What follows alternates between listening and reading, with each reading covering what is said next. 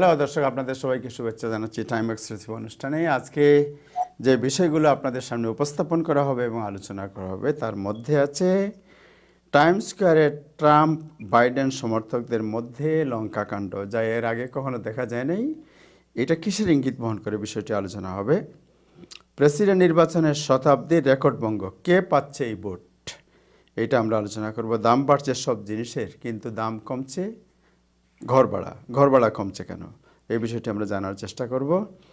Corona আইন ভঙ্গের কারণে নিউ ইয়র্ক সিটির 21টিরও বেশি রেস্টুরেন্ট এবং বারের লাইসেন্স স্থগিত করেছে নিউ ইয়র্ক সিটি কর্তৃপক্ষ। এটা একটি সতর্কমূলক খবর, আমরা জানাবো সেটি। নতুন করে আবারও বাড়ছে করোনা, হাসপাতালে দেখা দিচ্ছে সংকট, এবং এর সাথে থাকবে নিউজ আপডেট জানাবেন নাজমুল আহসান। আমাদের সাথে আজকে যারা অতিথি হিসেবে আছেন তাদের মধ্যে থাকবেন ডক্টর মাসুদুর রহমান, উনি যুক্ত হবেন। আছেন আমাদের সাথে জনাব ফেরদৌস খান, আরও যুক্ত হবেন জনাব হাসান ফেরদৌস একটু পরে। আপনাদের সামনে তাদেরকে উপস্থাপন করা হবে। আমরা প্রথমে যাব নিউজ আপডেট জানার জন্য নাজমুল হাসান আপনার কাছে। নাজমুল হাসান, আজকের দিনের আপডেট কি খবর আছে আজকে আপনার ঝুলিতে? ধন্যবাদ আবু তাহের, এবং ধন্যবাদ সব প্যানেলিস্টদেরকে। আজকে খবর তো মোটামুটি ভালো। নিউ ইয়র্কের অবস্থা তো প্রতিদিনই খুব একটা বেশি ডিফারেন্স চেঞ্জ না, তবে আজকে মোটামুটি মনে হচ্ছে যেন আমরা শীতের কবলে পড়ে গেছি নিউ ইয়র্কে। এবং এই আজকে গভর্নরও টুইট করে যে কথাগুলি বলেছেন তাতে তিনি বেশ সতর্ক করেছেন সকল নিউ ইয়র্কবাসীকে যে শীতের সময় এই কোভিড-19 সংক্রমণ বাড়ার আশঙ্কা রয়েছে। এবং তিনি একটি নতুন স্ট্র্যাটেজি কথা বলেছেন, কিন্তু স্ট্র্যাটেজিটা সেমই রয়েছে, আসলে নতুন কিছু না। সেটি হচ্ছে যে আমাদেরকে মাস্ক ব্যবহার করতে হবে এবং যত সম্ভব লার্জ ক্রাউড এড়িয়ে চলতে হবে। সে কথাটা আমি একটু পরে আসছি। যে আজকে বেশ কিছু গবেষণার তথ্য থেকে জানা গেছে যে আমাদের এই বিশেষ করে বিবাহ, বিভিন্ন অনুষ্ঠান, এগুলোতে ব্যাপক সংখ্যক লোক জনসমাগম হচ্ছে, এবং এর ফলেই কিন্তু এই কোভিড-19 সংক্রমণটা বাড়তির দিকে। আপনারা জানেন যে নিউ ইয়র্কের যে আপটিকটা হয়েছিল সেপ্টেম্বর মাসে, অক্টোবরের শুরুতে, আর সেপ্টেম্বরের শেষ দিকে এবং অক্টোবরের শুরুতে, সেটি একটি ধর্মীয় উৎসবের কারণে হয়েছিল মোটামুটি। এবং যে এলাকাগুলোতে তাদের বসবাস বেশি ছিল সেই এলাকাগুলোর কয়েকটি শেষ পর্যন্ত রেড জোনে নিয়ে যাওয়া হয়েছিল, এবং একটি এখনো রেড জোনে রয়ে গেছে, সেটি হচ্ছে ব্রুকলিন এলাকা, বড় পার্ক এলাকা। মোটামুটি বাকিগুলো হচ্ছে রেড জোন থেকে মুক্ত হয়ে ইয়েলো জোনে এসেছে, কিন্তু এখনো সতর্ক অবস্থা রয়েই গেছে।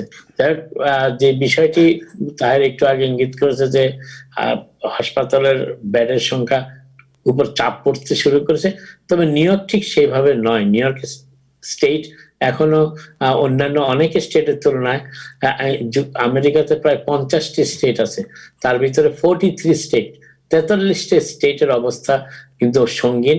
বাকি 7টা স্টেট মোটামুটি এখন এই করোনা ভাইরাস নিয়ন্ত্রণের ক্ষেত্রে সফল। তার মধ্যে একটি হচ্ছে নিউ ইয়র্ক, আরেকটি আমাদের পাশের মেইন এবং ভারমন্ট, ম্যাসাচুসেটসকেও বলা যায়।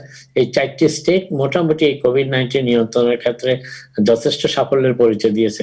এবং নিউ ইয়র্কের গভর্নর যে আজকে যে তথ্যটা দিয়েছেন তাতে বলা হয়েছে, এবং তিনি আজকে একটা সুযোগ নিয়েছেন, যে সুযোগটা হচ্ছে যে হোয়াইট হাউসের চিফ অফ স্টাফ আজকে সকালে একটি সংবাদ কর্মীকে, একটি টেলিভিশন চ্যানেলকে সাক্ষাৎকার দিয়ে বলেছেন যে কোভিড-19 সংক্রমণের ক্ষেত্রে যুক্তরাষ্ট্রে হোয়াইট হাউস ব্যর্থ হয়েছে, হোয়াইট হাউসের আর তেমন করণীয় কিছু নাই এই প্যান্ডেমিক নিয়ন্ত্রণের ক্ষেত্রে। এবং এটিকেই কিন্তু এই হোয়াইট হাউসের চিফ মার্ক মেডোসের বক্তব্যের কিছুক্ষণ পরেই নিউ ইয়র্কের গভর্নর কুমো, যিনি বরাবরই প্রেসিডেন্ট ট্রাম্পের কট্টর সমালোচক, বিশেষ করে কোভিড-19 মোকাবেলার ক্ষেত্রে, তিনি বলেছেন যে হোয়াইট হাউসের এই সারেন্ডারটি, আত্মসমর্পণ করেছেন হোয়াইট হাউস, কিন্তু নিউ ইয়র্ক এই কোভিড-19 কাছে আত্মসমর্পণ করে, বরং নিউ ইয়র্ক এই কোভিড-19 কন্ট্রোলে রাখতে, দমন করতে সক্ষম হয়েছে, এবং এখনো কার্যকরভাবে এর প্রতিরোধ ঠেকিয়ে যাচ্ছে, সেটি তিনি বলেছেন। এবং তিনি হোয়াইট হাউসের সমালোচনা করে এও বলেছেন যে এই প্যান্ডেমিকের শুরু থেকেই এই ট্রাম্প প্রশাসন এই বিষয়টিকে তেমন গুরুত্ব দেয়নি, যার প্রত্যক্ষ প্রভাবে তার কারণেই সমগ্র যুক্তরাষ্ট্রে আজকে এমন অবস্থা হয়েছে 2,25,000-এরও বেশি মানুষ এই কোভিড-19 প্রাণ হারিয়েছে। এবং তিনি বলেছেন যে এই প্রশাসনের পক্ষে আর এই কোভিড-19 কন্ট্রোল করা, নিয়ন্ত্রণ করা সম্ভব নয়। সেটি হচ্ছে গভর্নর কুমোর আজকের বক্তব্য। আরেকটি খবর হচ্ছে আজকে হোয়াইট হাউসের মার্ক মিডোসের এই বক্তব্যের পরপরই এক খবর এসেছে যে ভাইস প্রেসিডেন্ট মাইক পেন্সের চিফ অফ স্টাফ কোভিড-19 পজিটিভ চিহ্নিত হয়েছেন এবং মাইক পেন্সের অফিসের আরো অন্তত অ্যাটলিস্ট 2 জন কর্মকর্তা এই কোভিড-19 সংক্রমিত হয়েছেন। এই খবরটি দিয়েছে নিউ ইয়র্ক টাইমস। তো মোটামুটি white house, president Trump corona মুক্ত হলেও হোয়াইট হাউসে মোটামুটি এই কোভিড নিয়ে বেশ চাপের মধ্যে রয়েছে। আমরা কিছুদিন আগে বলেছিলাম যে হোয়াইট হাউসের সিকিউরিটি চিফ তিনিও কোভিডে পজিটিভ চিহ্নিত হয়েছিলেন। আর একটু আগে আমি যেটা বলেছি যে 43টি স্টেট, এবং কিন্তু এই মুহূর্তে দেখতে পাচ্ছি যে 45টি স্টেট, ইনফ্যাক্ট 45টি স্টেটে এই কোভিড-19 সংক্রমণের হার বাড়তে শুরু করেছে সাপ্তাহিক হিসাবে। এবং এই পর্যন্ত গত 2 দিনে সমগ্র যুক্তরাষ্ট্রে 1,65,000-এর বেশি মানুষ এই কোভিড-19 সংক্রমিত হয়েছেন মাত্র 2 দিনে। এবং যেখানে এই পর্যন্ত সমগ্র যুক্তরাষ্ট্রে 8.6 মিলিয়ন মানুষ এই কোভিড-19 সংক্রমিত হয়েছেন এবং এর 2% গত 2 দিনে রেকর্ড করা হয়েছে। এবং ওইটা খুবই একটি উদ্বেগজনক তথ্য যে হারে সংক্রমণ বাড়ছে। এবং একটু আগে আমি বলেছি যে মৃতের হার 2,25,000 ছাড়িয়ে গেছে। এবং আজকে আরেকটা জিনিস যেটা বলা, সেই তথ্যটি এসেছে জন হপকিন্স ইউনিভার্সিটি থেকে। এবং জন হপকিন্স ইউনিভার্সিটির তথ্য অনুযায়ী আজকে আরেকটি দেখা যাচ্ছে যে সমগ্র পৃথিবীতে এ পর্যন্ত 42.8 মিলিয়ন মানুষ কোভিড-19 আক্রান্ত হয়েছেন এবং 1.15 মিলিয়ন মানুষ এই কোভিড-19 প্রাণ হারিয়েছেন। নিউ ইয়র্ক স্টেটের যে তথ্যটি গভর্নর দিয়েছেন আজকে সেটি একটু বলে দেই। গতকাল শনিবার 120,829 টেস্ট হয়েছে কোভিড-19 নিউ ইয়র্ক স্টেটে এবং সেখানে 1,632 পজিটিভ চিহ্নিত হয়েছেন, যেটি গড়পড়তা হিসাবে পার্সেন্টেজ ওয়াইজ 1.35%, যেটি এর আগের দিন ছিল 1.31%, সামান্য একটু বেড়েছে কয়েক পয়েন্ট পার্সেন্টেজের। এবং গতকাল কোভিড-19 আক্রান্ত হয়ে হাসপাতালে ভর্তি ছিলেন 1015 জন রোগী। এর আগের দিন ছিলেন 1045। অর্থাৎ দেখা যাচ্ছে যে গত 3 দিন প্রতিদিনই 1000-এর বেশি রোগী হাসপাতালগুলোতে ভর্তি আছেন কোভিড-19 আক্রান্ত হয়ে। এবং গতকাল নিউ ইয়র্ক স্টেটে প্রাণ হারিয়েছেন 12 জন কোভিড-19 আক্রান্ত হয়ে। এর আগের দিন প্রাণ হারিয়েছিলেন 11 জন। আজকে আরেকটি তথ্যের ভিত্তিতে পাওয়া তথ্যের ভিত্তিতে জানা যাচ্ছে যে শনিবার পর্যন্ত নিউ ইয়র্ক স্টেটে নিউ ইয়র্ক সিটিতে ইনফ্যাক্ট 2,51,938 জন কোভিড-19 টেস্টে পজিটিভ চিহ্নিত হয়েছেন এ পর্যন্ত। 2,51,938 জন মানুষ কোভিড-19 পজিটিভ চিহ্নিত হয়েছেন নিউ ইয়র্ক সিটিতে। এবং এই পর্যন্ত প্রাণ হারিয়েছেন 19,311 জন। এটি হচ্ছে একটি সিটির হেলথ ডিপার্টমেন্টের হিসাব অনুযায়ী। কিন্তু আরেকটি হিসাবে বলা হচ্ছে যে আরো অতিরিক্ত 4,652 জন হয়তো প্রাণ হারিয়েছেন কোভিড-19 আক্রান্ত হয়ে বাসায়। তাদের রেকর্ডটি হাসপাতালের কাছে এখনো নেই। এটি হচ্ছে সিটি ডিপার্টমেন্ট অফ হেলথ এবং মেন্টাল হাইজিনের কাছ থেকে পাওয়া তথ্য। একটু আগে আমি বলেছিলাম যে বিয়ে এবং জন্মদিনের উৎসব সহ অন্যান্য গ্রুপ পার্টিগুলোর কারণেই কোভিড-19 সংক্রমণটা বাড়ছে সমগ্র জায়গায়। এবং আমেরিকানদের এই সমস্ত অনুষ্ঠানে বেশ আগ্রহ রয়েছে, বিশেষ করে জন্মদিন এবং বিভিন্ন বিবাহ বা অনুষ্ঠান, তার ব্যাপারে যুক্তরাষ্ট্রের মানুষের অনেক আগ্রহ। এবং সে আগ্রহই কোভিড-19 অনেকটা হ্রাস পেলেও কিন্তু এখন যেটুকু রয়েছে বাকি, তাতেও কিন্তু কোভিড-19 সংক্রমণের ক্ষেত্রে যথেষ্ট। এবং অনেক জায়গাতেই, যদিও নিউ ইয়র্ক সিটির লিমিট হচ্ছে 50 জনের বেশি পার্টি করা যাবে না কোনো অবস্থাতেই, হলের ক্যাপাসিটি যাই থাকুক না কেন, কিন্তু অনেক জায়গায় দেখা যাচ্ছে আরো বেশি মানুষ পার্টি করছে। সিটির শেরিফরা সেখানে গিয়ে হানা দিচ্ছেন, পার্টি ভেঙেও দিচ্ছেন, তারপরে কিছু কিছু পার্টি শেষ পর্যন্ত শেষ করতে সক্ষম হচ্ছে, এবং এর ফলে কোভিড-19 স্প্রেডটা বেড়ে যাচ্ছে, এবং এটি ঠেকানোর জন্য গভর্নরের টাস্ক ফোর্স, গভর্নরের যে এনফোর্সমেন্ট এজেন্ট গুলো আছে তারা কাজ করছে, কিন্তু জনগণের সহযোগিতা এখানে সবচেয়ে বেশি উল্লেখযোগ্য। এবং এর একটি উদাহরণ হচ্ছে কিছুদিন আগে প্রায় 1000 লোকের একটি বিয়ের অনুষ্ঠান, যেটি উইলিয়ামসবার্গে হওয়ার কথা ছিল, ইনফ্যাক্ট গত সোমবার, সেটি রকল্যান্ড আপস্টেটের একজন বিয়ের অতিথি, যিনি বিয়েতে দাওয়াত পেয়েছিলেন, তিনি স্টেট হেলথ ডিপার্টমেন্টকে সতর্ক করার কারণে স্টেট হেলথ ডিপার্টমেন্ট আগে ভাগে সেই বিয়ের অনুষ্ঠানটি বাতিল করতে সক্ষম হয়েছিল। অতএব দেখা যাচ্ছে যে নাগরিকদের সহযোগিতা খুবই গুরুত্বপূর্ণ একটি ব্যাপার এই কোভিড-19 সংক্রমণ রোধ করার ক্ষেত্রে। আজকে যুক্তরাষ্ট্রের কথা একটু আগে বলেছি, সমগ্র বিশ্বে, বিশেষ করে ইউরোপে, এশিয়াতে ঠিক অতটা নয়, ভারত ছাড়া অন্যান্য রাষ্ট্রগুলিতে মোটামুটি নিয়ন্ত্রণে আছে, বাংলাদেশেও পরিস্থিতি নিয়ন্ত্রণে, যদিও বাংলাদেশের তথ্যের ব্যাপারে অনেকেই সন্দিহান। বিশেষ করে জন হপকিন্সের যে ডাটাটা বাংলাদেশ পায় সেটা বাংলাদেশ সোর্স থেকে সংগ্রহ করা, কিন্তু তা সত্ত্বেও সামগ্রিকভাবে দেখা যাচ্ছে যে এশিয়াতে ভারত ছাড়া অন্যান্য দেশে সংক্রমণের হার তেমন বেশি নয়, যদিও নেপালে একটু বেড়ে যাওয়ার কারণে, বিশেষ করে হিমালয়ের আশেপাশের এলাকায় একটু সংক্রমণ বাড়ার কারণে হিমালয় পর্বত টুরিস্টদের জন্য বন্ধ করে দেওয়া হয়েছিল গতকাল থেকে। কিন্তু ইউরোপে কিন্তু ব্যাপক হারে বাড়ছে এই কোভিড-19, বিশেষ করে শীততার সাথে সাথে, এবং সবথেকে বেশি আক্রান্ত দেশ হচ্ছে ফ্রান্স। এবং এই ফ্রান্সের অবস্থাটা এমন দাঁড়িয়েছে যে সেখানে এখন গতকাল সেখানে 52,000 মানুষ, ইনফ্যাক্ট সানডেতে, কারণ ওরা তো একদিন আগানো আমাদের থেকে, তো এখানে অলরেডি রবিবার গভীর রাত, রবিবারে সেখানে 52,000-এরও বেশি সংক্রমণ পজিটিভ চিহ্নিত হয়েছে কোভিড-19, এবং যুক্তরাষ্ট্রে চিহ্নিত ছিল প্রায় 84,000, 84,000 গতকাল। কিন্তু দেখা যাচ্ছে ফ্রান্সের জনসংখ্যা চাইতে যুক্তরাষ্ট্রের জনসংখ্যা 5 গুণ বেশি, অর্থাৎ সেই আনুপাতিক হারে ফ্রান্সের সংক্রমণটা কিন্তু অনেক বেশি, এবং এটি ফ্রান্সকে মোটামুটি ভাবিয়ে চলেছে।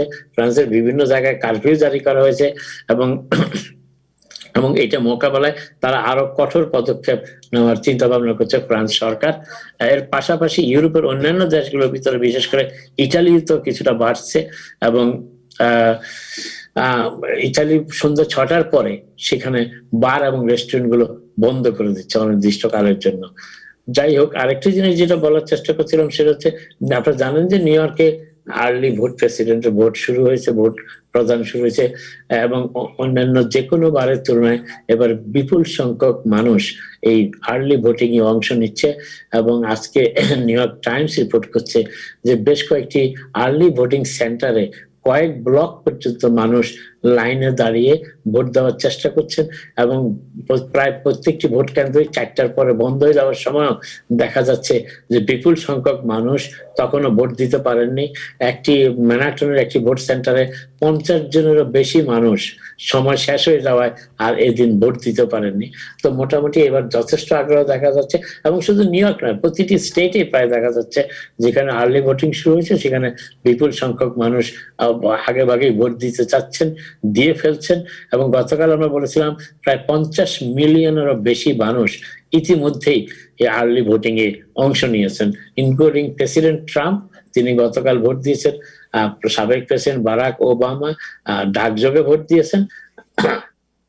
তবে নির্বাচনে ডেমোক্র্যাট দলের প্রার্থী জো বাইডেন ভোট দিয়েছেন কিনা সেই ব্যাপারে এখনো তথ্য আসেনি। আগামীকাল সোমবার যুক্তরাষ্ট্র সুপ্রিম কোর্টের পরবর্তী বিচারপতি অ্যামি কোনি ব্যারেট কনফার্মড হতে চলেছেন, এবং তার এই কনফার্মেশন ঠেকানোর জন্য ডেমোক্রেটদের হাতে যথেষ্ট সংখ্যক ভোট নেই, এবং একজন মাত্র রিপাবলিকান হয়তো অ্যামি ব্যারেটের বিরুদ্ধে ভোট দিতে পারেন, তিনি হচ্ছেন সুজান কলিন্স, আর তিনি কিন্তু নির্বাচনে যাচ্ছেন এবার। মোটামুটি তিনি ভোট দিতে পারেন যদি কোন সিনেটর অ্যামি ব্যারেটের বিরুদ্ধে ভোট দেন, আর বাকি সব ডেমোক্রেটরা হয়তো ব্যারেট বিপক্ষে ভোট দেবেন। তারপরও সিম্পল মেজরিটিতে 51টি ভোট পেলেই উনি কনফার্মড হয়ে যাবেন সিনেট, এবং সেটি আগামীকাল সেই দিনটি নির্ধারণ করা আছে। আগামীকালই হয়তো তিনি কনফার্ম এবং খুব সম্ভব পরের দিন মঙ্গলবারই তিনি সুপ্রিম কোর্টের বিচারপতি হিসাবে শপথ নিতে পারেন। এবং এর ফলে যুক্তরাষ্ট্র সুপ্রিম কোর্টে রক্ষণশীল এবং উদার নৈতিকদের ব্যবধান 6-3 গিয়ে দাঁড়াবে বলে অনেক আশঙ্কা করছেন। এবং এর ফলে বেশ কিছু আইনের পরিবর্তন হতে পারে, আইনের ব্যাখ্যার পরিবর্তন হতে পারে, এবং এটি মোটামুটি একটি, বিশেষ করে যারা উদারনৈতিক আছেন তাদের জন্য মোটামুটি একটি অশনি সংকেত হিসেবেই অনেকে বিবেচনা করছেন। আরেকটি জিনিস যেটা বলার চেষ্টা করছি শেষ করার আগে, সেটা হচ্ছে এই কোভিড-19 কারণে অনেকেই ঘরে বসে কাজ করছেন, এবং এই কাজ করার ফলে ঘরের ইন্টারনেটের উপরে প্রচন্ড চাপ পড়েছে, বিশেষ করে ইন্টারনেট ব্যবহারের উপরে। এবং ইন্টারনেট কোম্পানিগুলো এই ব্যবহারকে ঠেকানোর জন্য ঠিক নয়, তারা এর থেকে একটু মুনাফা করার জন্যই তারা অনেকের ক্ষেত্রে, অনেক স্টেটেই তারা যে ইন্টারনেট প্রোভাইডাররা তাদের রেট বাড়ানোর চেষ্টা করছেন, অনেকে নোটিশও দিয়েছেন। এবং এর ফলে হয়তো কেউ এখনো কার্যকর করেনি নোটিশগুলো, তবে তারা নোটিশ দিতে শুরু করছেন। কিন্তু অফিসের গুলোতে যে ইন্টারনেট ব্যবহার একদমই কমে গেছে, সে ব্যাপারে কিন্তু ইন্টারনেট প্রোভাইডাররা তেমন কিছু বলছেন না। শুধু হাউস হোল্ড ইন্টারনেট ব্যবহার বেড়ে যাওয়াতে তারা সেখানে রেট বাড়ানোর চিন্তা করছেন। এবং এই পাশে একটি তথ্য আজকে দিয়ে রাখি যে আমেরিকাতে গিগাবাইট হিসাবে যেভাবে ধরা হয় ইন্টারনেট ব্যবহারকে, তাতে দেখা যাচ্ছে সমগ্র যুক্তরাষ্ট্রের ঘর বাড়ি, হাউস হোল্ড যেটাকে বলা হয়, আমরা ঘর বাড়ি থেকে বলি, সেখানে গড় পড়তায় 383.3 গিগাবাইট ডেটা ব্যবহার করা হয়েছে। এটি হচ্ছে একটি সোর্স, সেটা হচ্ছে ওপেন বোল্ট তাদের নাম। তারা বলেছে যে গত এই পর্যন্ত সেপ্টেম্বর মাসে 383.8 গিগাবাইট ব্যবহার করা হয়েছে। এই মাসে এই পর্যন্ত, মাসের এখনো কয়েকদিন বাকি আছে, সেটি ইতিমধ্যেই 413.3 গিগাবাইট ব্যবহার করা হয়ে গেছে। এবং এটি গত বছরের, এই বছরের জানুয়ারিতে, যেটি তখনও প্যান্ডেমিক আসেনি, ঘরে অফিসও চালু হয়নি, অনেকে ঘরে বসে কাজ করাও শুরু করেনি, সেই সময় ইন্টারনেটের ব্যবহার ছিল 361 গিগাবাইট। অর্থাৎ এই প্যান্ডেমিকের কারণে গড় পড়তায় 25 থেকে 40 গিগাবাইট প্রতি মাসে বেড়েছে। এবং এই জন্যই ইন্টারনেট কোম্পানিগুলো এই ইন্টারনেটের রেট বাড়ানোর চিন্তা ভাবনা করছেন, অনেকে নোটিশও দিয়েছেন। আপু একটু আগেই তাহের বলেছিল যে নিউ ইয়র্কে একটি রাজনৈতিক র্যালিতে আজকে একটি সংঘর্ষ ঘটেছে। আসলে দেখা গেছে, একটু আগে আমি দেখলাম যে রুডি জুলিয়ানির গাড়িতে ডিম নিক্ষেপ করা হয়েছে, এবং বেশ জোরালো ভাবে নিক্ষেপ করা হয়েছে। বিক্ষোভ প্রতিবাদটা চলেছে বেশ কয়েকক্ষণ। আমি প্রায় কয়েক মিনিটের ফুটেজটা দেখেছি, এবং একজন বাহির থেকে একজন এই অংশ নিয়ে মোটামুটি জুলিয়ানির 2-3 গাড়ির পরেই একটি ফ্ল্যাগ ছিল ট্রাম্পের, সেটিও কেড়ে নিয়েছেন। এবং পরে তারা সেটার উপরে অনেকেই জুতো দিয়ে আমরা চাপাচাপি করেছেন। মোটামুটি দৃশ্যটা আমেরিকান রাজনীতিতে আগে কখনো দেখা যায়নি, আমি অন্তত নিউ ইয়র্কে দেখিনি। আচ্ছা, যাই হোক, ক্ষোভের মাত্রা যে বেড়েছে, অ্যাটলিস্ট নিউ ইয়র্ক শহরে, এটা তো বলাই বাহুল্য। তবে এটি নিউ ইয়র্কের প্রো ডেমোক্রেটিক স্টেট অবশ্যই, এবং যদিও রুডি জুলিয়ানি একসময় নিউ ইয়র্কের মেয়রও ছিলেন। যাই হোক, আপাতত এখানে শেষ করি, আবার কথা হবে আপনাদের সাথে। আপনারা সবাই ভালো থাকুন। Thank you so much. দর্শক, আমরা এখন কথা বলবো জনাব হাসান ফেরদৌস আমাদের সাথে যুক্ত হয়েছেন, তার সাথে। জনাব হাসান ফেরদৌস, আপনি কি আমাদের সাথে আছেন? আমার মনে হয় একটু পরে যুক্ত হবেন। জি, আপনি কি শুনতে পাচ্ছেন? আমি আসার চেষ্টা করছি। আচ্ছা, ঠিক আছে, তাইলে আপনি আসেন, আমরা জনাব ফেরদৌস খানের সাথে কথা বলবো বাড়ি ভাড়া নিয়ে। জনাব ফেরদৌস খান, আপনি জানেন সব কিছুর দাম বাড়ছে, কিন্তু বাড়ির ভাড়া কমছে বিভিন্ন জায়গায়, কারণ কি?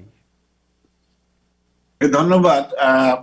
আসলে আমরা সবাই জানি যে বাড়ি ভাড়া কমার একমাত্র কারণই হলো বর্তমান অবস্থা। আমরা প্রথম যখন এই গত জানুয়ারি ফেব্রুয়ারির দিকে মানে করোনার সাথে আমরা পরিচয় হই, তখন কিন্তু মানুষ খুব আতঙ্কিত অবস্থায় ছিল। আপনার সাউন্ড বন্ধ হয়ে গেছে ফেরদৌস, আপনি সাউন্ড মিউট হয়ে গেছে, আপনি একটু আনমিউট করেন প্লিজ। হ্যাঁ, শুনতে পাচ্ছি। জি এখন শোনা যাচ্ছে? জি, শুনতে পাচ্ছি। জি, যেহেতু করোনার আবির্ভাব হয়েছে সেই আমাদের জানুয়ারি বা ফেব্রুয়ারির দিকে, তখন মানুষ খুব আতঙ্কিত ছিল। আতঙ্কিত হওয়ার পরে এবং নিউ ইয়র্ক স্টেট গভর্নর এবং মেয়র সাহেব বাড়ির সম্পর্কে অনেক রকমের তথ্য দিচ্ছেন, কিন্তু ঘটনা হলো যে ওনারা টেলিভিশনে বা রেডিওতে ওনারা যেভাবে প্রচার করছে, ডিপার্টমেন্ট গুলোতে ওইভাবে সার্কুলেশন যায় নাই। যেমন ধরেন ওনারা বলছেন 3 মাস আপনাদেরকে মর্গেজ না দিলেও চলবে, কিন্তু মর্গেজ কোম্পানি কিন্তু এটা কোনো নোটিফিকেশন পায় নাই। এটা একটা মানে আমাদের যারা আমরা নিউ ইয়র্কে বসবাস করি, এটা আমাদের জন্য বিব্রতকর পরিস্থিতি সৃষ্টি হয়েছে। ইদানিং আপনি যেটা বলছেন যে বাড়ি ভাড়া কমছে, এটা সত্য। ম্যানহাটানে বিশেষ করে ম্যানহাটানে আমি লক্ষ্য করছি প্রায় আপনার 16-17% রেন্ট তারা বাড়ির মালিকরাই কমাই দিয়েছে। তার কারণ হলো যে ওই সমস্ত হাই রেন্টের যে সমস্ত অ্যাপার্টমেন্ট এবং দোকানপাট ছিল, যেহেতু ওখানে কোনো ব্যবসা চলছে না, মানুষের ইনকাম কমে গেছে, তারা ঠিক মতো ভাড়া দিতে পারতেছিল না। এই কারণেই ম্যানহাটানের অনেক বড় বড় লাক্সারিয়াস যে সমস্ত অ্যাপার্টমেন্ট আছে এবং দোকানপাট আছে, সেখানে তারা সমঝোতার মাধ্যমে কিছুটা কমেই দিয়েছে ভাড়া।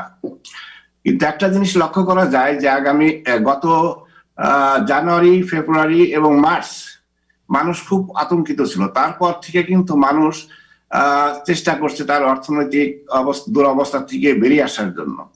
যদিও এখন মানুষ অতটা স্বাভাবিক জীবনযাপন এখনো মানুষ করছে না, মানুষ কিনছে না। এখন নিউ ইয়র্ক স্টেটে দেখা যায় যে গত January first quarter, second quarter, third কোয়ার্টারে এসে বাড়ি, যেহেতু মর্গেজের ব্যাপারে সরকার কিছু ঘোষণা দিয়েছে, এতে আমাদের যারা বাড়ির মালিক তারা অনেক আশ্বস্ত হয়েছে এবং তারা মনে করছে যে 3 মাস আমাদের ভাড়া মর্গেজ না দিলেও আমাদের বাড়ি ফোরক্লোজারে যাবে না। এর উপরে ডিপেন্ড করেই তারা কিন্তু বাড়িতে এখন বাড়ি সেল ওই রকম করার তাদের নাই, আগ্রহ নাই। যে কারণে গত থার্ড কোয়ার্টারে এসে আপনার ইনভেন্টরি অনেক কমে গেছে। যেমন আপনাকে একটা স্ট্যাটিস্টিক্স আমি বলতে পারি যে 2019 সালে এই সময় 95,511 ইনভেন্টরি ছিল, ক্লোজ হয়েছে সেখানে আমাদের এই থার্ড কোয়ার্টারে এসে সমস্ত নিউ ইয়র্ক স্টেটে 84,404, অনেক কমে গেছে আর কি। প্রায় ধরেন অনেক পার্সেন্ট কমে গেছে।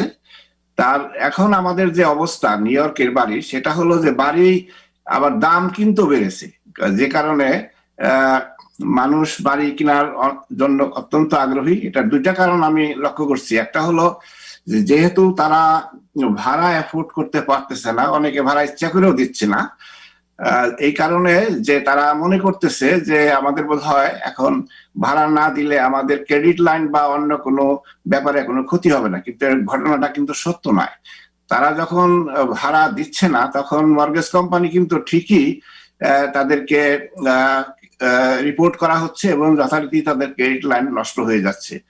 তারা ভবিষ্যতে এর জন্য বিপদে পড়বেন। আমি জানি না আমাদের নিউ ইয়র্কের গভর্নর বা মেয়র এনরা এই ব্যাপারে আমাদের এই সমস্ত টেনেন্টদেরকে হেল্প করবেন কিনা। এখনো কিন্তু ওনাদের থেকে কোনো রকম নোটিফিকেশন আসে নাই।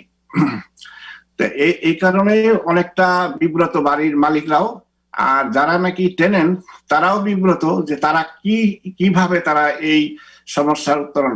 একদিকে তাদের চাকরি নাই, ইনকাম অনেকটা কমে গেছে, আবার ওদিকে অদূর ভবিষ্যতে তারা কিভাবে এর থেকে বেরিয়ে আসতে পারবে তার সুনির্দিষ্ট কোনো কেউ কোনো দিক নির্দেশনা দিতে পারছে বলে আমার মনে হচ্ছে না।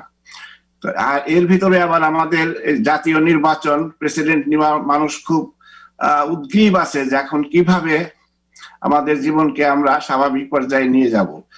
তবে এটা সুখের কথা যে অনেকেই যারা ব্যবসা বাণিজ্য করে অনেকে ক্ষতিগ্রস্ত হয়েছেন, সরকার তাদের কিছু প্রণোদনা দিচ্ছেন এবং তাতে করে তারা হয়তো বা কিছুটা দাঁড়াতে পারবেন। কিন্তু অনেক বিজনেস আছে, যেমন ধরেন রেস্টুরেন্ট ব্যবসা যারা করে, আমি জানি আমার কয়েকজন ক্লায়েন্ট, তাদের রেস্টুরেন্ট আছে ওয়াল স্ট্রিটে, খুব এক্সপেন্সিভ জায়গা।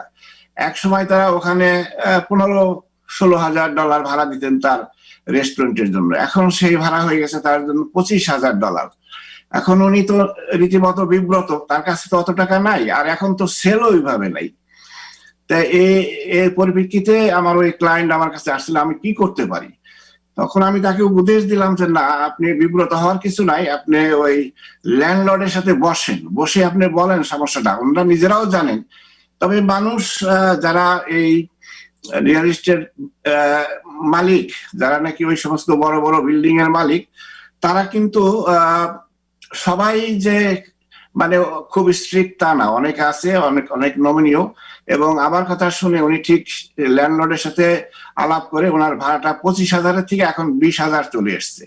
তো এইরকম যদি সবাই কোনো কনফ্রন্টেশনে না গিয়ে, কোন রকম বাড়িওয়ালার সাথে ঝগড়াঝাটির ভিতরে না গিয়ে, বাড়ির মালিকের সাথে বসে আপোষে একটা ব্যবস্থা নেন, আমার মনে হয় সেটাই হবে উত্তম কাজ।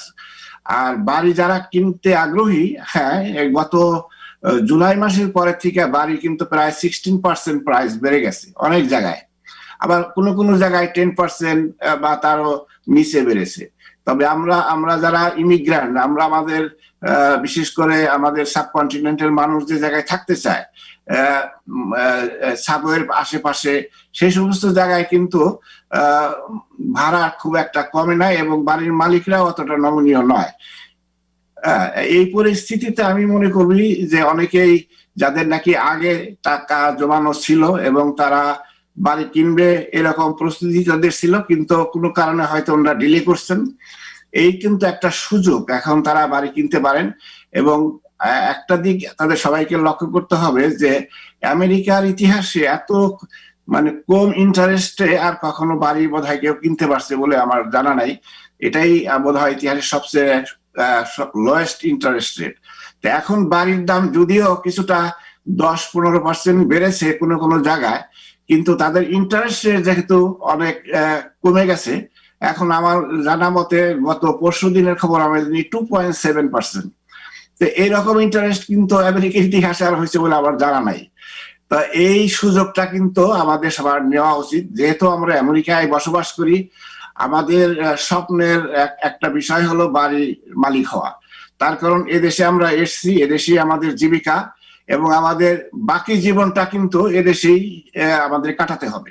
কাজেই আপনার যে অন্যের পরে যে বাসস্থান, সেই বাসস্থানের একটা পার্মানেন্ট ব্যবস্থা আপনাকে করতে হবে, শুধু আপনার জন্য নয়, আপনার পরে আপনার সন্তান, আপনার জেনারেশন আসছে, তাদের জন্য একটা বাসস্থান কিন্তু আপনার জন্য অত্যন্ত জরুরি। এই জন্যই আমি বলছি যে সবাই এই যাদের টাকা জমা আছে, আমি মনে করি যে এখন অনেকের হয়তো বা ইনকাম কমে গেছে, কিন্তু যারা 2019-এ ট্যাক্স দিয়েছেন, ওই ট্যাক্স দিয়ে কিন্তু আপনারা বাড়ি কিনতে পারেন এবং এত কম ইন্টারেস্ট আপনারা বাড়ি পাবেন। তাতে কিন্তু বাড়ির দাম যদিও 15-16% বেড়ে গেছে, তবুও কিন্তু আপনারা লাভবান হবেন, আপনাদের মান্থলি পেমেন্ট অনেক কমে যাবে। আর কুইন্সে যারা বিভিন্ন ব্যবসার সাথে জড়িত, রেস্টুরেন্ট বা এখানে কিন্তু এখানেও অনেক মালিক, আমার পরিচিত বন্ধু বান্ধব আছে অনেকে মালিক যারা নাকি মাল্টি স্টোর বিল্ডিং করে নিচে ভাড়া দিয়েছেন, তারাও কিন্তু চিন্তা ভাবনা করছেন এই জায়গায় রেস্টুরেন্ট গুলোতে ভাড়াটা কিছু কমিয়ে তাদেরকে অ্যাটলিস্ট টেনেন্ট যেন ভাড়াটা পরিশোধ করতে পারে, যত কমই হোক।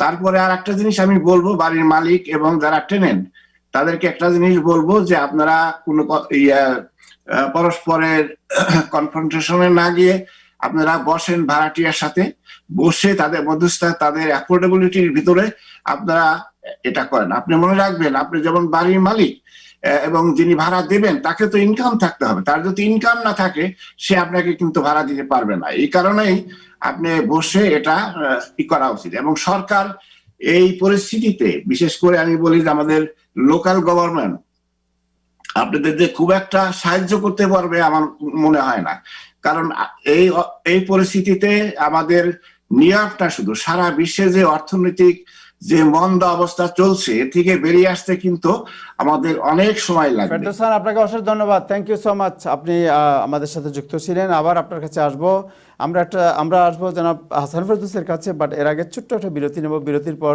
জনাব হাসান ফেরদৌসের সাথে কথা বলবো। আজকে টাইম স্কয়ারে যেটা নাজমুল হাসান বলছিলেন যে এই যে একটা মানে অবিশ্বাস্য একটি ঘটনা ঘটেছে এবং যুক্তরাষ্ট্রে বলা হচ্ছে সেঞ্চুরির একটি রেকর্ড ভঙ্গ হচ্ছে, যে নির্বাচনে যেভাবে মানুষ পার্টিসিপেট করছে, এই বিষয়টিকে তিনি কিভাবে দেখছেন, এই বিষয়টি আমরা আলোচনা করব বিশিষ্ট পর্যবেক্ষক এবং ভাষ্যকার জনাব হাসান ফেরদৌসের সাথে। দর্শক, আমরা একটা বিরতিতে যাচ্ছি, বিরতির পর ফিরবো, আমাদের সাথেই থাকুন।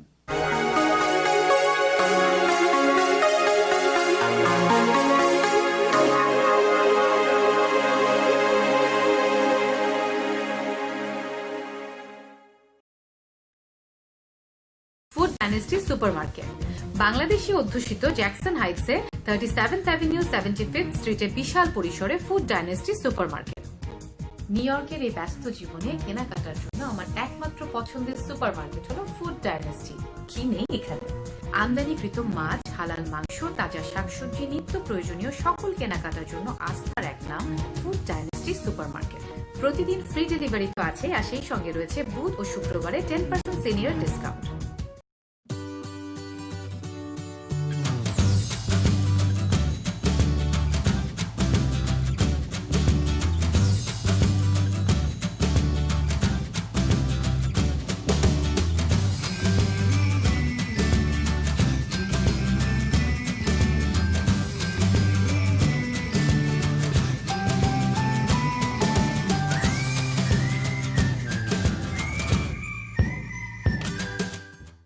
Over the past 5 years, Khan's renowned specialized high school program has helped nearly 3,000 students gain acceptance to New York City's top high schools, such as Stuyvesant, Bronx Science, and Brooklyn Tech.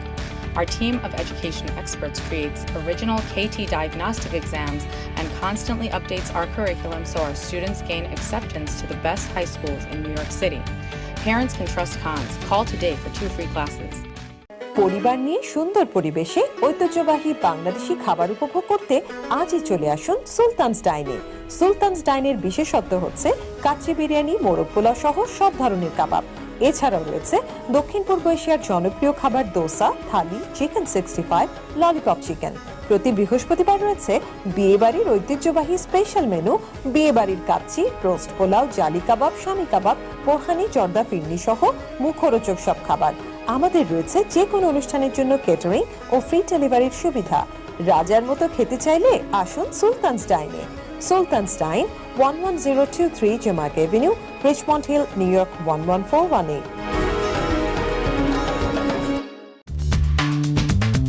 একটি বাড়ি, একটি স্বপ্ন, low income, no problem, স্বপ্ন হবে সত্যি। আমরা আছি আপনার পাশে সব সময়। Meadowbrook financial mortgage bankers, mortgage financial নিয়ে দীর্ঘ 15 বছরের অভিজ্ঞতা আমাদের অফিস সপ্তাহের 7 দিনই খোলা। আমাদের বৈশিষ্ট্য ব্যক্তিগত পরামর্শ, ফ্রি অ্যাপ্রুভাল, কম interest rate, fast closing, investment দ্রুত এবং বিশ্বস্ত। If we pre-approve you, we guarantee a closing. Meadowbrook Financial Mortgage Bankers, 3265 31st Street, Long Island City, NY 11106. আর নয় অর জব। মাত্র 4 মাস আমাদের এখানে আইটি প্রশিক্ষণ নিয়েই হয়ে যান একজন আইটি প্রফেশনাল। স্বপ্নের আমেরিকায় আপনার স্বপ্ন পূরণে স্মার্ট টেক দিচ্ছে বছরে 80 থেকে $120,000 চাকরির নিশ্চয়তা। পূর্বের কোনো কম্পিউটার বা আইটির অভিজ্ঞতার প্রয়োজন নেই। Smart tech IT solutions, we build your dream job in IT. 7208 Broadway, 2nd floor, Jackson Heights, New York 11372. Phone 917-293-5724.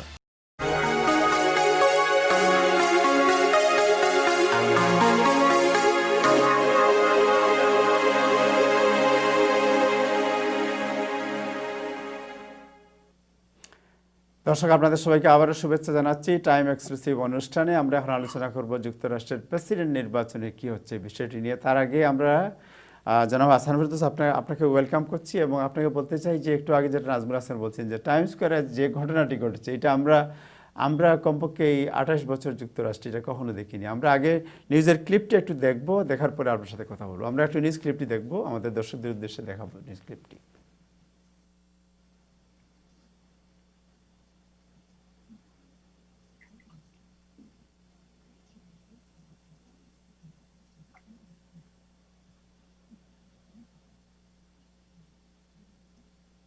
এবং দর্শকদের উদ্দেশ্যে আমরা বলতে চাই যে সাউন্ডটি বন্ধ রাখা হয়েছে এই কারণে যে এখানে অনেক অশ্লীল গালাগালি আছে, ওই গালাগালিকে গালাগালিটি অত্যন্ত অশ্লীল, এই কারণে আমরা সাউন্ড বন্ধ রেখেছি।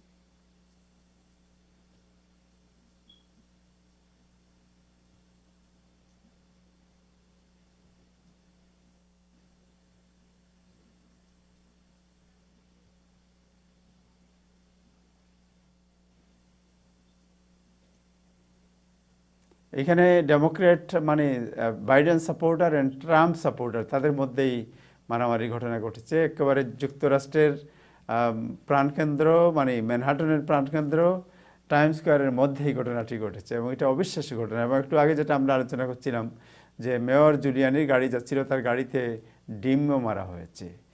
যাই হোক, আমরা ভিডিওটি দেখলাম, আমার মনে হয় যে দিস ইজ ওকে। এটা টাইম স্কোয়ারে এরকম প্রকাশ্য হাতাহাতি মারামারির ঘটনা এর আগে আমরা আর কখনো দেখেছি বলে আমার মনে পড়ে না কমপক্ষে।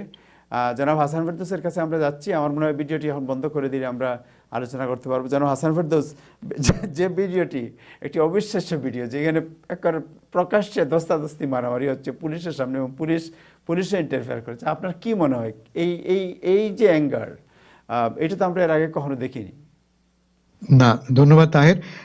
আসলে শুধুমাত্র নিউ ইয়র্কে না, কিন্তু সারা যুক্তরাষ্ট্রেই তিক্ততা এখন অবিশ্বাস্য একটা মাত্রায় পৌঁছেছে। আপনারা জানেন 2 সপ্তাহ আগে মাত্র মিশিগানে কি ঘটনা ঘটলো। মিশিগানে একটা অত্যন্ত দক্ষিণপন্থী একটি রাইটিস্ট গ্রুপ মিশিগানের গভর্নরকে অ্যাবডাক্ট করার কথা বলেছে এবং মিশিগান স্টেট হাউসে যেয়ে আক্রমণ করার কথা বলেছে। অন্য কথায় দুই পক্ষে, সাদা এবং কালো, দক্ষিণ এবং বাম এবং ডান, এদের মধ্যে তিক্ততা এখন তীব্র পর্যায়ে পৌঁছেছে। এবং আমার ধারণা যে নির্বাচনের দিন এবং তার পরের দিন এই ঘটনাটা এক্সপ্লোশন আকারে পরিণত হবে। এখনই যদি এটা নিয়ন্ত্রণে না আনা যায়, তাহলে যেই গণতান্ত্রিক আদর্শ যুক্তরাষ্ট্র সারা বিশ্বের সামনে প্রতিষ্ঠা করেছে তার ধূলিধূসরিত হবে। আমাদের দুর্ভাগ্য যে একটা ডেমোক্রেটিক অ্যাটমসফিয়ারে লোকে ভিন্ন মত প্রকাশ করে অন্যের মতামতকে সহ্য করে, কিন্তু আমরা এখন সেই সহ্যের সীমা অতিক্রম করে গেছি। গত 4 বছরে, ট্রাম্প সাহেবের এই 4 বছরে আমরা দেখেছি যে তিক্ততা, মতভেদ এবং একে অপরের প্রতি ঘৃণা একটা অবিশ্বাস্য লেভেলে পৌঁছেছে। যেমন ধরেন গত ডিবেটে আপনারা কি দেখলেন? দুটো ডিবেটে বাইডেন সাহেব ওপেনলি ট্রাম্পকে ক্লাউন বললেন, আর তার জবাবে ঠিক নয়, ট্রাম্প সাহেব ফাউচিকে বললেন ইডিয়েট, ট্রাম্প সাহেব CNN কে বললেন বাস্টার্ডস। অর্থাৎ আমাদের প্রধান রাজনীতিকদের ভাষাটাই বদলে গেছে। তাদের মধ্যে এখন তিক্ততা এত তীব্র, ঘৃণা এত তীব্র, যেটা একে অপরকে সহ্য করতে পারছে না। এটা আমরা একটা ডেমোক্রেটিক অ্যাটমসফিয়ারে, ডেমোক্রেটিক পরিবেশে এক্সপেক্ট করি না। সেই ঘটনায় ঘটেছে।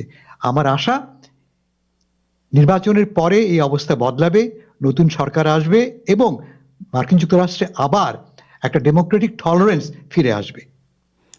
আপনার কি মনে হয় যে আজকের যে বেশ কয়েকটি গণমাধ্যমে খবর বেরিয়েছে যে সেঞ্চুরির রেকর্ড ভঙ্গ করে মানুষ রাস্তায় নেমে এসেছে ভোট দেওয়ার জন্য, রাইট, আপনি দেখেছেন এটা কি মনে হয়, এটা হোয়াই ইটস হ্যাপেনিং? প্রথমত অঙ্কটা বলি, ইতিমধ্যে প্রায় 50 মিলিয়ন, ইনফ্যাক্ট 42 মিলিয়ন লোক অলরেডি ভোট দিয়ে ফেলেছে। 42 মিলিয়ন লোক, 4.25 কোটি মানুষ ভোট দিয়ে ফেলেছে। এবং ভাবা হচ্ছে যদি এই রেটে ভোট দেওয়া থাকে, দুরকম ভোট, কিন্তু একটা হচ্ছে মেইল ইন ব্যালট, একটা হচ্ছে ইন-পার্সন ভোটিং, দুটোই ঘটছে। এবং ভাবা হচ্ছে যে নির্বাচনের আগেই, 3 তারিখের আগেই 85 মিলিয়ন লোক, 8.5 কোটি মানুষ ভোট দেবে। আমরা সব মিলে ভোট দিই দেশে বড়জোর 138-139 মিলিয়ন মানুষ ভোট দিই। তার মানে অর্ধেকের বেশি ভোট হয়েই যাবে 3 তারিখের আগে। আমি একটু সংশোধন করি ফেরদৌস ভাই, বোধহয় 52 মিলিয়ন, 52 মিলিয়ন বোধহয়, ভেরি গুড, 52 মিলিয়ন। হ্যাঁ, তার মানে কি দাঁড়ালো যে মোট ভোটের প্রায় অর্ধেকের কাছাকাছি আমরা 3 তারিখের আগে দিয়ে ফেলবো। কেমন? এটা কেন ঘটছে? দুটো কারণ। এক হচ্ছে ভোটার এনথুজিয়াজম। সবাই মনে করছে যে মার্কিন যুক্তরাষ্ট্রে এখন একটা পরিবর্তন আসা প্রয়োজন, একটা বড় রকমের পরিবর্তন প্রয়োজন। গত 4 বছর আমরা যে ঘটনা দেখেছি তার ফলে দেশে পোলারাইজেশনটা, মেরুকরণটা তীব্র আকার ধারণ করেছে। ডেমোক্র্যাটরা একদিকে, অন্যদিকে রিপাবলিকানরা। মজাটা হচ্ছে এই যে ডোনাল্ড ট্রাম্পের যে পলিটিক্যাল বেজ, তার ওভারঅল সাপোর্ট কিন্তু মাত্র 40 থেকে 43%। তার বেস কিন্তু খুব এক্সপ্যান্ড করেনি। সর্বশেষ জনমত পেয়েছি আমরা, তাতে কি দেখি আমরা? ডোনাল্ড ট্রাম্পের সাথে জো বাইডেনের তফাৎ এই মুহূর্তে 10 বা 12%। কোনো কোনো জরিপে সামান্য কম 7% দেখতে পাচ্ছি আমরা ওয়াল স্ট্রিট জার্নালের জরিপে। But overall between 7 and 12%। এতে এররা মার্জিন হতে পারে 2 to 3% হতে পারে। তার মানেটা কি? তার মানে হচ্ছে যে লোক ভোট দেওয়ার ব্যাপারে দুই পক্ষেই, যেমন ধরো যে ফ্লোরিডাতে একটা ভেরি ইন্টারেস্টিং একটা ব্যাপার ঘটেছে। ফ্লোরিডা মোটামুটি একটা রেড স্টেট ভাবি আমরা, কেমন? এটা রিপাবলিকান নিয়ন্ত্রিত, রিপাবলিকান প্রভাবিত একটা অঙ্গরাজ্য ভাবি আমরা। এই অঙ্গরাজ্য গতবার ট্রাম্প সাহেব জিতেছেন।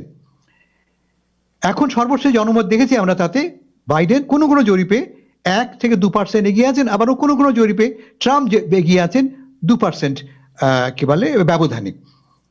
কিন্তু মজা হচ্ছে যে আগাম ভোটে ডেমোক্র্যাটরা নাটকীয়ভাবে এগিয়ে আছে রিপাবলিকান থেকে, আগাম ভোটে।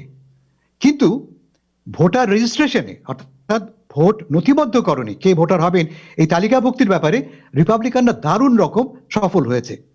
তার মানেটা কি? তার মানে হচ্ছে যে রিপাবলিকানদের মধ্যেও অন্তপক্ষে এই রেড স্টেটে প্রবল রকম আগ্রহ রয়েছে। ফলে আমরা 3 তারিখে এবং 3 তারিখের আগে একটা রেকর্ড পরিমাণ ভোট দেখব, এতে কোনো সন্দেহ নেই। যেমন ধরা যাক মেরিল্যান্ড গভর্নর বলেছেন তিনি আশা করছেন যে 90% লোক ভোট দেবে, উইচ ইজ আনবিলিভেবল। এটা পসিবল না। আমেরিকায় 60-62% বেশি কখনো ভোট হয় না, ফলে সেটা আনলাইকলি। কিন্তু আমার ধারণা যে এবার বোধ করি আমরা 70% ভোট অতিক্রম করে যাব, 70% ভোট অতিক্রম করে যাব।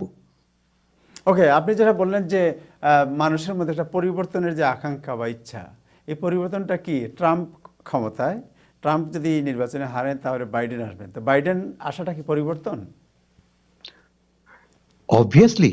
আমি আপনার সঙ্গে একবার বলেছি, জি, লোকে এবার কিন্তু ভোট দিচ্ছে সবচেয়ে সেরা ক্যান্ডিডেটটাকে না, কিন্তু লোকে ভোট দিচ্ছে তাদের চোখে সবচেয়ে অযোগ্য ক্যান্ডিডেটের বিরুদ্ধে।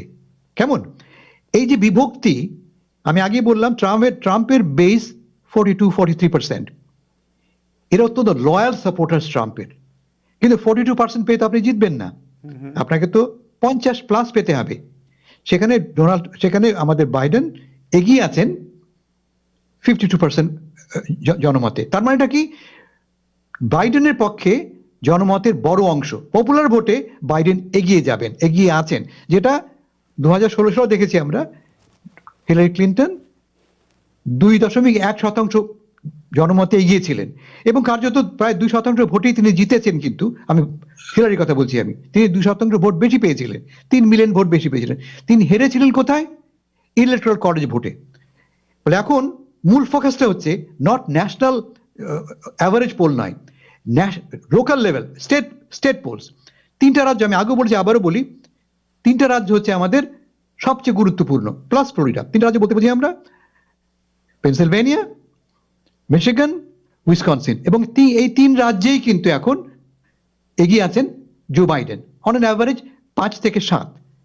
উইসকনসিনে অলমোস্ট 10% তিনি এগিয়ে আছেন। কিন্তু ট্রাম্পকে জিততে হলে তাকে পেনসিলভেনিয়া পেতে হবে, তাকে 3টা রাজ্য পেতে হবে এবং পাশাপাশি তাকে ফ্লোরিডা পেতে হবে। গত 50 বছরে কোন রিপাবলিকান প্রার্থী ফ্লোরিডাকে না জিতে কিন্তু হোয়াইট হাউসে প্রবেশ করতে পারেনি। তাকে হোয়াইট হাউস পেতে হলে ফ্লোরিডাকে তাকে পেতেই হবে। ভালো একটা তিনি খবর পেয়েছেন ফ্লোরিডা থেকে গতকাল পরশু। তা হচ্ছে যে ফ্লোরিডাতে রিপাবলিকান ভোটার রেজিস্ট্রেশন অনেক হাই এবং ফ্লোরিডার কিউবান কমিউনিটি, একটা সিগনিফিক্যান্ট অংশ কিউবান সেখানে, তারা সবাই না হোক একটা বড় অংশ ট্রাম্পের পক্ষে। পাল্টা যুক্তি হচ্ছে যে পুয়ের্টো রিকো থেকে কিন্তু বেশ ভালো সংখ্যায় পুয়ের্টো রিকান উদ্বাস্তু এসে আশ্রয় নিয়েছেন এবং তারা প্রায় সবাই বা সবাই না হলেও অধিকাংশ বাইডেনের পক্ষে ভোট দেবেন। ফলে যে গেইনটা ট্রাম্প সাহেব আশা করছেন ফ্রম কিউবান ভোটার্স, সেই তাকে অফসেট করে দেবে কিন্তু পুয়ের্টো রিকো থেকে আসা ভোটাররা। আর একটা প্লাস পয়েন্ট ট্রাম্পের জন্য, ফ্লোরিডাতে একটা সিগনিফিকেন্ট ভোটার ব্লক হচ্ছে গিয়ে 65+ সিনিয়র সিটিজেন। এই সিনিয়র সিটিজেনরা, যাদের মধ্যে একটা বড় অংশ আবার ইহুদি, তারা কিন্তু ট্রাম্প সাহেবের সাম্প্রতিক ব্যাপারে খুব খুশি। আপনারা জানেন যে এই হোয়াইট হাউসের নেতৃত্বে ইসরায়েলের সাথে একাধিক আরব দেশের সম্পর্ক স্বাভাবিককরণ হয়েছে। যেমন মাত্র গতকাল এবং পরশুদিন আমরা দেখেছি আমরা সুদানের সঙ্গে চুক্তি হচ্ছে। এইটি ইহুদি ভোটারদেরকে পৃথক করবে এবং তারা, যদিও তার অধিকাংশ ডেমোক্র্যাট, কিন্তু হিস্টোরিক্যালি ইহুদিরা নিউ ইয়র্কে যেমন বা ফ্লোরিডাতে যেমন চিরকালই ডেমোক্রেটিক ভোটিং ব্লকের পক্ষে ভোট দিয়ে থাকে, ঠিক আছে? কিন্তু এই ঘটনাগুলি খুব সম্ভবত এই ভোটিং ব্লককে প্রভাবিত করবে। ফলে আমি অন্তপক্ষে মনে করি না যে ফ্লোরিডা বাইডেনের হাতে যাবে। সম্ভবত ফ্লোরিডা রয়েই যাবে ট্রাম্পের, কিন্তু ট্রাম্পকে আরো পেতে হবে এই 3টি রাজ্য। গতবারের নির্বাচনে তিনি জিতেছিলেন মাত্র 77,000 ভোটে এই 3টি রাজ্যের ইলেকট্রাল কলেজ ভোটের কারণে। ফলে তাকে জিততে হলে এই 3টি রাজ্য অবশ্যই পেতে হবে। সে কারণে আপনি দেখবেন যে বারবার ট্রাম্প হেরে যাচ্ছেন পেনসিলভেনিয়ায়, এবং পেনসিলভেনিয়াকে ধরে রাখবার জন্য আপনারা এও দেখেছেন যে বারাক ওবামাকে ডেকে আনা হয়েছে। বারাক ওবামা এখনো আরবান এলাকাগুলিতে, শহর এলাকাতে, যেখানে অনেক বেশি আফ্রিকান আমেরিকানদের বাস, হিসপ্যানিকদের বাস অথবা শিক্ষিত মানুষের বাস, তারা এখনো বারাক ওবামাকে একজন প্রায় দেবতা তুল্য মানুষ মনে করে। এবং বারাক ওবামার নির্বাচনে অংশগ্রহণ, যেখানে কমপ্লিটলি আনপ্রেসিডেন্টেড, এর আগে কখনো কোনো প্রেসিডেন্ট সরাসরি নির্বাচনী ক্যাম্পেইনে যুক্ত হননি, যেটা এবার হয়েছেন প্রাক্তন প্রেসিডেন্ট বারাক ওবামা। এই আশায় যে পেনসিলভেনিয়ার ভোটারদেরকে, বিশেষ করে আরবান এরিয়ার ভোটার, যেমন ফিলাডেলফিয়া মনে করা যাক, ভোটারদেরকে তার কথা প্রভাবিত করবে। ফলে আগামী 7 দিন 8 দিন যে বাকি আছে, আমি বলবো যে দেখবেন আপনি ট্রাম্পের ক্যাম্পেইন এবং বাইডেনের ক্যাম্পেইন মূলত ফোকাস করবে এই ব্যাটল গ্রাউন্ড স্টেটসগুলিতে। এই 3টি আছে, এর বাইরে আছে আরো 5-7টি very significant battleground states, যেমন জর্জিয়া কিন্তু এতদিন পর্যন্ত ব্যাটল গ্রাউন্ড স্টেট ছিল না, কিন্তু জর্জিয়ার ডেমোগ্রাফি বদলে যাচ্ছে। জর্জিয়া অনেক বেশি সংখ্যক বহিরাগতরা, আফ্রিকান আমেরিকানরা তো বটেই, প্লাস দক্ষিণ এশীয়রা, অন্যান্য দেশের মানুষরা সেটেল করছে, এবং এর ফলে জর্জিয়ার ডেমোগ্রাফি বদলে যাচ্ছে এবং এরা জর্জিয়াকে ক্রমশ নীল রাজ্যে পরিণত করছে। একই কাণ্ড ঘটছে কিন্তু টেক্সাস এতদিন ধরে এসেছি আমরা একটা রেড অঙ্গরাজ্য। এই ডেমোগ্রাফিক পরিবর্তনের কারণে টেক্সাসের চরিত্র কিন্তু বদলে যাচ্ছে। শুধুমাত্র প্রেসিডেন্ট নির্বাচন না, এর প্রভাব পড়বে ডাউন ব্যালট, বলতে বোঝাচ্ছি আমি সিনেট নির্বাচনে এবং কংগ্রেসিয়াল নির্বাচনে। আমার ধারণা যে এবার কমপক্ষে 10টি আসন, সিনেটে 10টি আসনে হাড্ডাহাড্ডি লড়াই হবে। মাত্র 3টি বা 4টি আসন পেলেই কিন্তু ডেমোক্র্যাটরা সিনেট দখল করে নিতে পারবে। যদি বাইডেন হোয়াইট হাউস পান তাহলে 3টি হলেই চলবে, বাইডেন হোয়াইট হাউস না পেলে 4টি পেতে হবে, নিজের সব আসন অক্ষত রেখে। আমরা জানি যে একটি আসন তার হারাতে পারে, আলাবামায় ডাগ জোন্স সম্ভবত হারবেন, কিন্তু না হারাতে পারেন। এখন যে ট্রেন্ড দেখতে পাচ্ছি আমরা নির্বাচনী জনমত জরিপের, তাতে যদি ব্যবধান 5 থেকে বেশি থাকে, 5% বেশি ব্যবধান থাকে ট্রাম্পের পক্ষে, তাহলে আমার ধারণা যদি এই ব্যবধান অক্ষত থাকে, তাহলে একটা নীল সুনামি ঘটতে যাচ্ছে। যে নীল সুনামিতে হোয়াইট হাউস হারাবে রিপাবলিকানরা, সিনেট হারাবে রিপাবলিকানরা, এবং কংগ্রেসে ডেমোক্রেটদের নিয়ন্ত্রণ আরো প্রসারিত হবে। কমপক্ষে 3টি রাজ্যে, 3টি অঙ্গরাজ্যে ডেমোক্রেটদের আধিপত্য বিস্তার লাভ করবে। শর্ত হচ্ছে একটাই, এই ব্যবধানটা কতটা থাকবে। 5-এর কম হলে, যেহেতু আমি বলেছি আগে মার্জিন অফ এরর হচ্ছে গিয়ে বিটুইন 3 to 4%, তাহলে ব্যবধানটা কমে যাবে মাত্র 1%-এ। 1% হলে পরিবর্তন এই মুহূর্তে প্রেডিক্ট করা সম্ভব নয়। যদি এই 5% থাকে ব্যবধান, তাহলে অলমোস্ট গ্যারান্টিড যে একটা ব্লু সুনামি আমরা দেখবো এবার 3 তারিখে এবং তার পরবর্তী সময়। থ্যাংক ইউ হাসান ফেরদৌস আপনাকে আপনার এই সুন্দর অ্যানালাইসিসের জন্য। জি ফেরদৌস ভাই, আপনার সাথে যে প্রশ্ন করতে চাই সেটা হচ্ছে যে জি আপনি কি বলতে চাচ্ছিলেন, 1 মিনিটে যদি বলেন। হ্যাঁ, ওই আমাদের ফেরদৌস ভাইয়ের সাথেই মানে একমত যে উনি যেভাবে দিলেন এটা বিশ্লেষণটা, এ পর্যন্ত আমেরিকায় যত প্রেসিডেন্সিয়াল ভোট হয়েছে 60% এর উপরে কিন্তু মানুষ ভোট দেয় নাই, হাইস্ট। তো এইবার আমরা যদি মনে করেন 70% ভোটাররা যদি ভোট দেয়, আমরা মনে করি যে ব্যাপক ব্যবধানে ডেমোক্র্যাটরা উইন করবেন। এবং একটি কথা যে আজকে আমরা তো প্রথম থেকেই দেখে আসছি যে ট্রাম্প সাহেব উনি এখানে একটা ডিভিশন তৈরি করে ফেলতে চাচ্ছেন। হোয়াইট সুপ্রিমিস্টদের উনি সবসময় সাপোর্ট দিয়ে যাচ্ছেন, এবং এখানে যে ধরনের আইন শৃঙ্খলার যে অবনতি ঘটছে বিভিন্ন স্টেটে এবং নিউ ইয়র্কে আজকে যেটা আমরা দেখলাম, এটা খুব একটা মঙ্গলকর না। কারণ উনি কিন্তু অলরেডি বুঝে গেছেন যে এইবার কিন্তু ওনার অবস্থা খুব একটা ভালো নাই। হ্যাঁ, এখন গতবার যেমন ডেমোক্র্যাটরা পপুলার ভোটে উইন করেও আমরা ডেমোক্র্যাটরা প্রেসিডেন্ট হইতে পারেন নাই, এইবার কিন্তু সেই সমীকরণ চেঞ্জ হয়ে যাবে। আমাদের 535 যে ইলেকট্রাল কলেজ ভোট আছে, সেখান থেকে যদি 270 আমাদের বাইডেন সাহেব নিতে পারেন, তাকে কেউ আটকাতে পারবে না। তবে আমি মনে করি একটু বেশি আশাবাদী এই জন্য যে এবার হয়তো এবারের প্রেসিডেন্সিয়াল ইলেকশন মানে ইতিহাসের সবচেয়ে একটা অন্যরকম ইলেকশন হবে। এমনও হইতে পারে যে উনি 25-30% ডিফারেন্সে ট্রাম্প সাহেব হেরে যেতে পারে। থ্যাংক ইউ ফেরদৌস খান, আপনাকে থ্যাংক ইউ সো মাচ। আমরা থ্যাংক ইউ হাসান ফেরদৌস, আপনাকে অবশ্যই ধন্যবাদ। আমরা নাজমুল হাসান আপনার কাছে যাচ্ছি যে আজকের কোনো নিউজ আপডেট আছে কিনা এ পর্যন্ত? হ্যাঁ, একটা আপডেট আছে, আমি একটু, সেটা হচ্ছে যে ন্যান্সি পেলোসি আজকেও আশা প্রকাশ করেছেন যে নভেম্বর ইলেকশনের আগে স্টিমুলাসের একটি বিল পাস হওয়ার তিনি আশা করছেন। যদিও তিনি বলছেন যে হাউস সবসময় রেডি, কিন্তু সবকিছু নির্ভর করছে সিনেট লিডার মিচ ম্যাককনেলের উপরে। ম্যাককনেল যদি সেই বিলের ব্যাপারে অগ্রসর হন সিনেটে, তাহলে এখনো সেটি সম্ভব। সেটি ন্যান্সি পেলোসি সিএনএন এর স্টেট অফ দ্য ইউনিয়নে এই তথ্যটা দিয়েছেন। তিনি এখনো আশাবাদী। আর যদি নভেম্বরের 3 তারিখের আগে কোনো স্টিমুলাস পাস করানো সম্ভব না হয়, স্টিমুলাস বিল, তবে জানুয়ারির আগে আর কোনো সম্ভাবনা নাই। তাহলে আমার মনে হয় যে আমাদের যারা ভুক্তভোগী মানুষ, তাদের দুর্ভোগ আরও কিছুটা প্রলম্বিত হবে, ধৈর্য ধরে ব্যাপারটি মোকাবেলা করতে হবে। এটি আমার মনে হয় একমাত্র কৌশল এবং প্রক্রিয়া হবে। যাই হোক, আমাদের কাজ খুঁজতে হবে এবং দেখতে হবে যে যদি এই ধরনের সিচুয়েশন হয় তাহলে কিভাবে উই ক্যান সারভাইভ। আমি আরেকটি কথা বলতে চাই, আজকে টাইমস স্কয়ারে যা দেখলাম ভিডিওতে, সেটি এবছর আমরা দেখিনি বাংলাদেশিদের ভিতরে, কারণ এবছর বাংলাদেশের প্রধানমন্ত্রী নিউ ইয়র্কে আসেননি। কিন্তু উনি যতবারে নিউ ইয়র্কে আসেন, আমরা জাতিসংঘের সামনে রাস্তার এই পারে ওই পারে অলমোস্ট সেম দৃশ্যই দেখি। জি, আমার মনে হয় আমেরিকানরা বাংলাদেশের থেকে এটা শিখে বলেছে। থ্যাংক ইউ নাজমুল হাসান, আপনাকে থ্যাংক ইউ সো মাচ। আজকে পর্যন্তই।